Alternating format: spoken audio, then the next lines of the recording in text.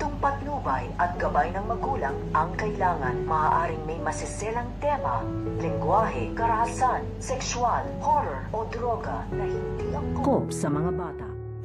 Ang pagbabanta nito nga ni Carlos dito nga kay Moira dahil makakausap nga nito nga ni Carlos ito nga si Moira dahil ito nga si Moira ay babantaan na nga dito nito nga ni Carlos dahil sa kanilang pag-uusap dito nga sa telepono ay dito na nga pagsasabihan ito nga ni Carlos ito nga si Moira dahil hindi nga nito mapapalagpas ito nga ni Carlos ang nangyari nga daw dito nga daw sa kanyang asawa na ito nga daw si Lilet dahil muntik-muntikan na nga daw itong mapahamak dahil sa kanyang kagagawan at pag hindi pa nga daw ito tumigil ng kanyang panggugulo dito nga daw sa kanyang asawa na ito nga daw si Lilet ay siya na nga daw dito ang makakaharap nga daw nito at papaslangin na nga nito nga ni Carlos ito nga si Moira kaya nga ito nga si Moira ay hindi nga ito makapagsalita nung sinabihan na nga siya dito nito nga ni Carlos na papaslangin nga siya dito pag hindi pa nga daw siya tumigil sa kanyang panggugulo dito nga daw sa kanyang pamilya.